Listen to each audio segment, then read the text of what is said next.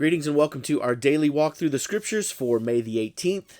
Your readings today found you in 1 Samuel chapter 24 and 25, John chapter 10 verses 22 through 42, Psalm 116, and Proverbs chapter 15 verses 20 and 21. Now, you've been following David's exploits, David's exile, David's running away, and you see David's devotion to God. And I don't think anybody can argue or debate or question David's devotion and love for God. He loved God greatly. And this is why he was called a man after God's own heart. But it was not because David was perfect. And in fact, we started to see some cracks in David's perfection, if you will, when he lied about the bread so that his men could survive when they were fleeing. And now we're about to see another one, because the law in the Bible is very clear that marrying multiple wives is not a good thing. And all of the patriarchs that did, it didn't really go well. It created a lot of jealousy, infighting. I mean, Rachel and Leah and the sisters, that was a bad thing. And yet David, during this time of David, the number of wives was a status symbol. And so the more wives that you had, you were considered, that was a sign of success and power and influence. And David, unfortunately, is no less susceptible, because we now see David about to enter into his second marriage. Remember, he was married to Micah before that, and now he is about to have a marriage with a woman by the name of Abigail. And that whole story really shows Abigail's value far more than it does David's. Even though David is respectful at times, David's a bit of a hothead, and David now is entering, no matter how godly this woman might seem, David is now entering into a second marriage. And we're going to see over the course of David, but especially his son Solomon, that this status symbol comes with a very, very steep price. So pay attention to those things as you're continuing to read the accounting of David and what goes on in his life. Now, John chapter 10, verses 22 through 42, which was your reading today, is really an interesting conversation, because these are basically people that are coming up to Jesus and going, hey, listen, are you the Messiah or are you not the Messiah? Even though Jesus just had this huge conversation about, I am the door, I am the shepherd.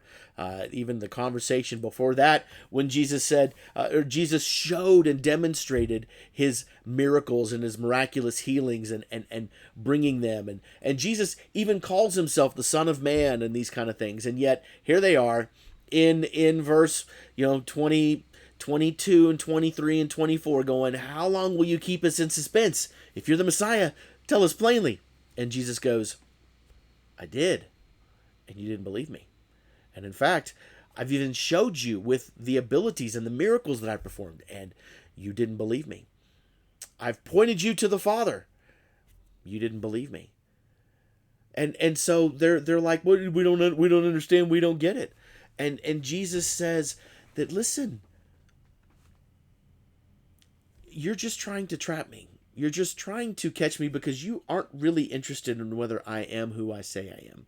You are simply interested in making sure that your status, your place, is secure. And that's why it says in verse 39, again, they tried to seize him and he escaped their grasp. Interestingly enough, though, verse 41 and 42 come into play. This is a different group of people. And they said, though John never performed a sign, everything that John said about this man, Jesus, was true. John the Baptist is what we're talking about here. We're not talking about just some random John. This is John the Baptizer, the man who would go and baptize people and proclaim and point towards the Messiah. He was the Elijah, as told about in the book of Micah. But here we go. John said everything that he could about the Messiah, and now they're saying everything is true. And verse 42, and in that place, many believed in Jesus. You see, they didn't get the signs and the wonders that the Pharisees and the Sadducees were demanding. They simply took Jesus for who he says he was, who he says he is, and what he says he's going to do. That's faith. And that's ultimately what we as followers of Christ have as well, is faith. We didn't witness the miracles of Jesus, at least not there.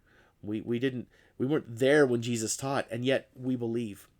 because we have recognized that what is said about him is true, that everything that was said about him, not just by John, but by all the apostles and those who were our predecessors, is true. And so thus we believe. Okay, that's our conversation for today. We'll talk more next time.